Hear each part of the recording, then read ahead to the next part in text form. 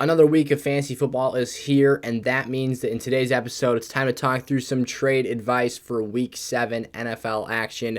In this video, I'll be taking a look at 5 of the fantasy frauds at the running back position that showed their faces in Week 6 and put up some respectable lineup games here, but aren't particularly players that I'm looking to have rostered or want to have a part of my teams as we push forward towards the championship season. Of course, getting about, close to the halfway marker in a couple of weeks here now for this NFL year. So as always, if you're new around here, make sure to drop on down, click the like button, subscribe to the SFS channel as well. We're doing some great things here, growing consistently as a channel. Our community Discord server has been popping out in the description of today's episode. You can join that. We've been having a lot of conversations and fun in there for that. So check out everything SFS here. Remember, subscribe if you're new, and let's jump into today's episode. All right, we're going to kick off today's episode with Ezekiel Elliott of the Dallas Cowboys, coming fresh off of one of his games of the season to this point here against the Philadelphia Eagles. So in this matchup, I was quite shocked to see Zeke do as well as he did. I would have had him as a sit candidate coming into this matchup. The Philadelphia Eagles defensive front is very talented personnel-wise on that side of the ball. Top to bottom, their defense is very, very strong, but especially that front-end group here. And Zeke really had his way with this team. Now, the guys calling the game here for Sunday Night Football continuously said over and over throughout the night, Zeke always plays good against the Eagles. He always has, his better games against this team. He has owned them over the years. And I'm sitting there shaking my head like, come on, guys. Like, look at the talent in this match up front at the line of scrimmage. And sure enough, Zeke spins his way out of tackles, breaks tackles, continues fighting to the second level of the defense. And he had himself a nice game here. I'll give him the tip of my hat. And of course, respect for this performance. But this is something where we've got a 6-game sample size now. And yes, I know there's going to be a community of folks that are confident in Zeke post Cooper Rush here, moving back into the Dak Prescott era of the Dallas Cowboys moving forward in 2022 here. But I'm just not feeling super comfortable in this offensive breakdown moving forward. The one player I do want to own in this Dallas offense is CeeDee Lamb, and I'm just going to be out on Zeke right now after seeing a 6-game sample size in which 4 games he did not score a touchdown. He didn't score 10 or more fantasy points. So I think there is a very hard ceiling here for Zeke as well. I think his floor is more so the stabilized factor with hopefully increased touchdown production, but a lack of explosiveness with Zeke here, a lack of pass game involvement, having the fact that he's just not a super efficient player at this point in his career, especially on high volumes of opportunities. We've seen him be, a solid week 1, 5.5 yards per carry against Tampa Bay on just 10 touches, or 10 rushing attempts out of the backfield, all sort of things that boil down to the situation. So I think his upside is being a very, very low-end RB2 for this season. We've got teams here as we enter into Week 7 that are incredibly desperate at the running back position. Try and target one of those groups. Sell high on Ezekiel Elliott here. He's got another nice matchup here in Week 7, so if you don't have an option, maybe you hold on to him one more week. There's a potential to sell in Week 8. He plays Detroit this week, which was the 31st or 32nd ranked defense pre-bye week. So still some opportunities to potentially sell Zeke down the road here. Again, if you're one of those teams in a desperate spot here for Week 7, don't feel the need to sell him here because maybe he fulfills a lineup need for you this week. But if you're a team that has some depth, doesn't necessarily need to capitalize on Zeke and his overall involvement in this offense and kind of the streaky nature of his usage here and just overall, fantasy productivity, then you can look to move on, explore other areas. Maybe it's a trade, not necessarily for an upgrade at the running back position, but maybe you're looking to buy low on some wide receivers to get some more upgrades in that area of your team's depth for the coming weeks here. Najee Harris, another player. I've been extremely disappointed with Najee this season, as I'm sure all of you guys have been as well. This week, he ended up finding the end zone early in a contest where they had a very ugly 20-18 victory against the Tampa Bay Buccaneers. However, I'm not buying too much into this win for Pittsburgh, nor am I buying into the 10-plus point fantasy outing that we saw from Najee here. take advantage from those free 6 points he got on his reception touchdown and sell the 49 scrimmage yards that accompanied it. He's looked, I've observed his box score totals here of overall production in terms of his usage the first 6 weeks here. He has had below 65 scrimmage yards in 4 out of his 6 games. So 66% of the games, 2/3, perfect math there, of the time he's played football this year, he's had below 65 scrimmage yards. This is not a team that puts an inefficient running back behind a bad offensive line that's incredibly touchdown dependent, infrequent red zone scoring looks and opportunities, meaning he's going to see a high rate of bust performances. So in just 1/3 of the games, he's had over 65 yards from scrimmage. He's had 0 100 yards from scrimmage performances this year.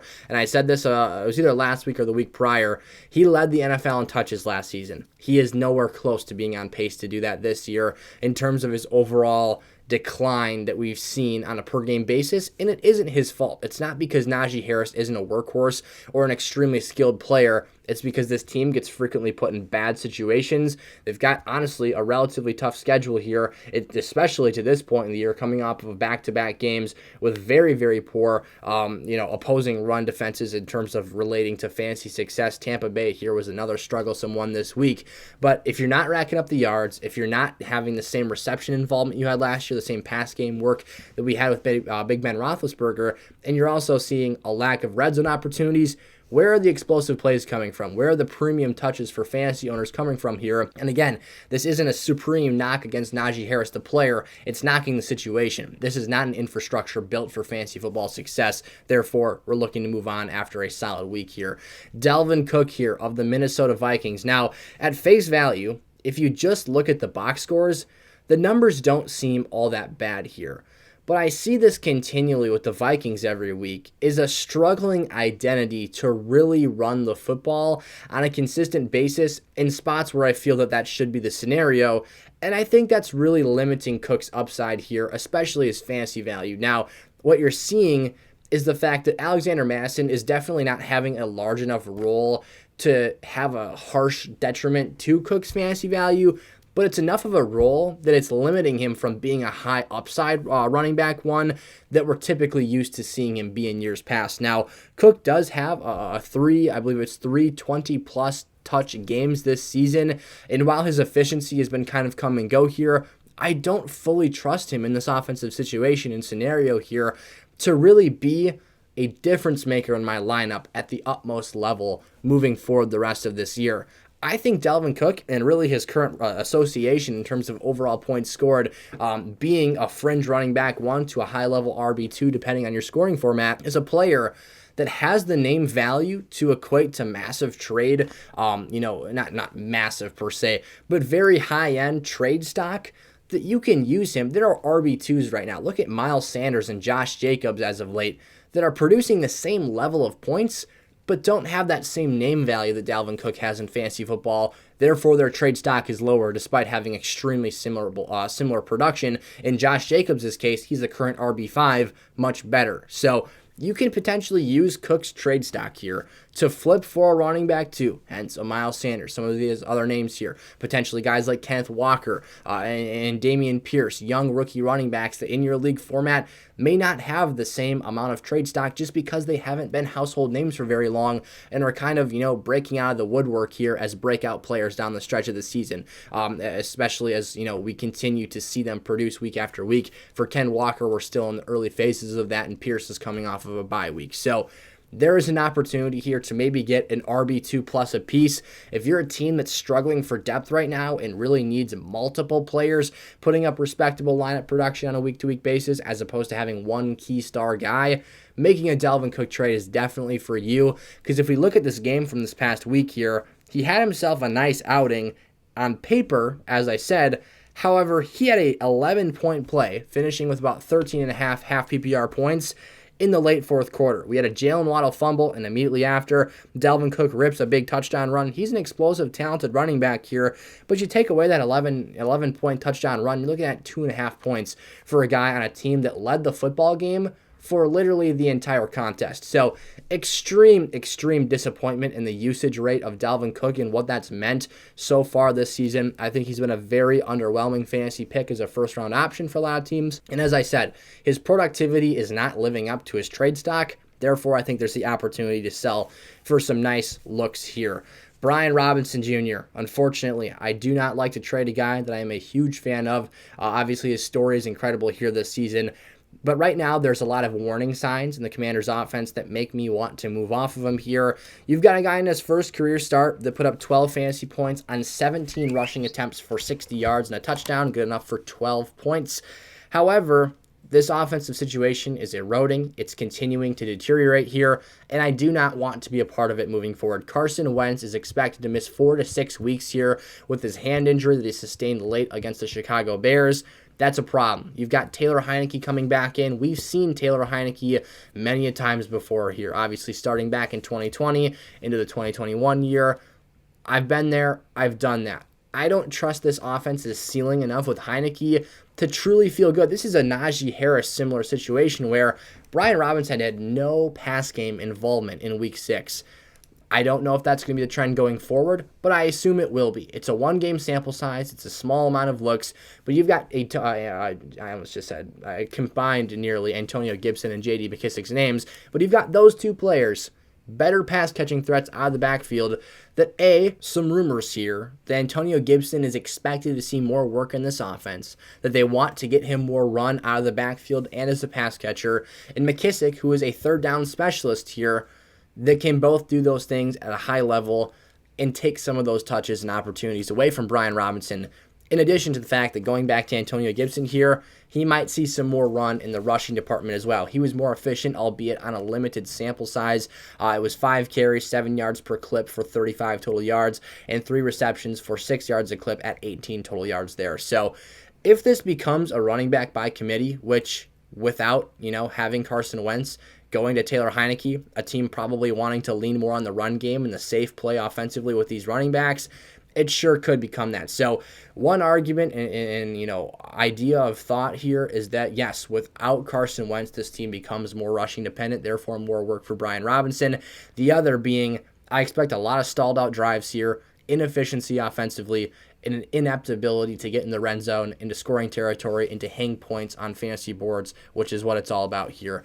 And then finally, Devin Singletary, easily the biggest fantasy fraud of any of these players this week, had himself a nice 12-point game here against the Kansas City Chiefs. It was a decent matchup. It looked good on paper, and you had a Kansas City team here that both of these teams defensively, you really just saw them looking to sit back, play soft coverage, let the other teams run the football and make plays after the catch. And Devin Singletary thrived in this role. He had 85 rush yards, but let's not get it twisted here. He's only had 10 or more points in 2 of his 6 games, so 1/3 of his contests here. Yes, he's the clear lead running back in Buffalo. However, his goal line usage, we've been over this 100 times before. You guys know that he's not a goal line player. He's not a supreme red zone weapon. It's the Josh Allen show, led by the wide receivers as well that make big plays downfield. He's got to be super efficient. He's got to catch some nice passes. He's got to do basically everything well at a high level to have himself a lineup-worthy game. And if that's not the case, which has not been the case in 66%, 2/3 of his games so far this season, you're looking to move off of him. So he does have a bye week this week. It might be a bit tougher to move him for that reason. So I understand that, but at the same time, a team that's relatively thin at running back may be desperate just to get their hands on some sort of production in any way they can do so, even if it means having to kind of bite the bullet here in Week 7. So explore your opportunities. Look to move off of him if you can. Again, maybe more of a helping piece here. Not going to get a super good load back in return for just Devin Singletary, but all worth exploring. Again, to recap, Ezekiel Elliott, Najee Harris, Devin Singletary, Dalvin Cook, and Brian Robinson Jr., my 5 must-sell running backs for Week 7 fantasy football here. If you guys enjoyed, make sure to click that like button, subscribe as well, turn on the bell so you're notified whenever SFS comes out with a new piece of content. We're looking to continue growing here, keep moving forward, engaging more of you guys, helping you guys out. And as always, your trade questions, comments, and scenarios are welcome in the comment section below. Please put that stuff down there. Again, I'm here, I'm happy to help, and I want to be a resource for you guys. So drop all that stuff down below, and I'll see you next time. Peace out.